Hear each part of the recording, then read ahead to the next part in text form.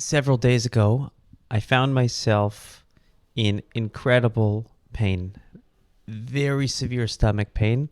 I thought it would go away. It wasn't going away. I ended up driving to the emergency room. They saw me, they ran tests. Turns out I had an inflamed appendix, and they were going to need to perform an emergency appendectomy. There's a reason why I'm telling you this story. Just hold on.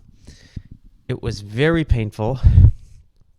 And I remember thinking at the time, God, why are you doing this to me? I'm trying to be productive. I'm trying to get stuff done. And who has time for this? I was frustrated, to be honest. I was very frustrated. Besides for being in a lot of pain. Performed the surgery. Thank God I'm recovering well. I wake up in the morning. I'm laying in bed. And I open up Hayom Yom, the daily calendar that the Rebbe had authored for daily insight. And that morning's insight, this was Wednesday morning, says that the Baal Shem Tov says, every single thing that we hear or see in life somehow is a lesson in our service to God. Here I am in a hospital bed. I was frustrated, and I'm thankful, too, that the surgery went well and everything is fine and the pain is gone, other than the recovery. But then my question was answered. Why am I here? I have to figure out why I'm here. There's a good reason. I don't know what it is, but it's there. And it hit me because I felt like the reason was so much connected to this week's Parsha. This week's Parsha, Parshas Kedoshim, tells us that we have a mitzvah of love your fellow like yourself. V'ohavta l'reacha kamoicha. And the Arizal explains, how could you love somebody else? It's like, I get how I could love myself, but how could I love somebody else like myself? So the Arizal explains that we're all like one body. And although the body may look like it comes in parts, it's really all interconnected. And that's why what happens to one part of the body can affect the other part of the body, because it's really all one. It's a bunch of different parts contributing to making one large whole. If we were to hate somebody, we'd be amputating a part of ourselves because we're all one body, different parts of one body. That's why the Talmud Yerushalmi gives the analogy of somebody who's doing construction and he accidentally bangs a nail into the other hand. The other hand isn't taking revenge because it's all one. And that got me thinking, this is exactly what's happening in this hospital. There's so much staff here taking such good care of me. There are the nurses, there's the CNAs, there's the doctors, there's the janitorial staff, there's the administration. There was the food service. There's the surgeons. There was so much just trying to help heal one person.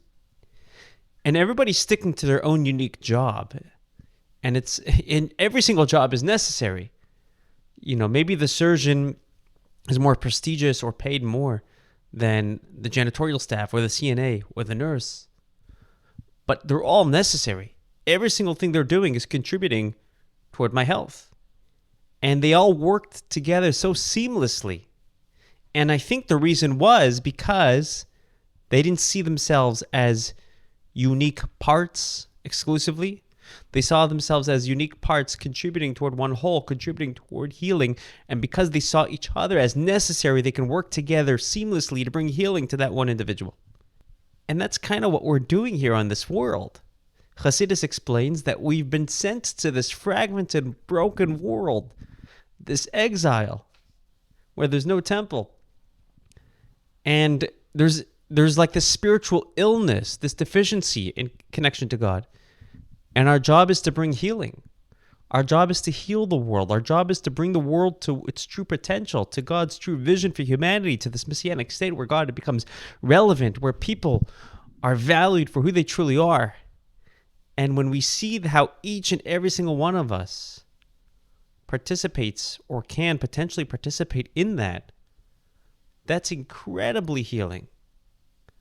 The moment we start viewing people as necessary, is the moment we can really appreciate them for their true value, their ability to contribute toward a world that's healing, toward a world that becomes a better place.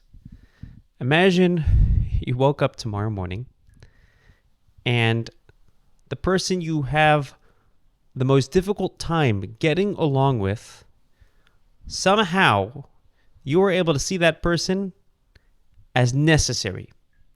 And maybe you don't even know why or how or what their potential is yet, but you just knew they were necessary because God put them here. And they're here to bring healing to the world just like you are. You're necessary, they're necessary, you're both contributing toward one whole. How would you see them differently? What would be different? How would you treat them differently?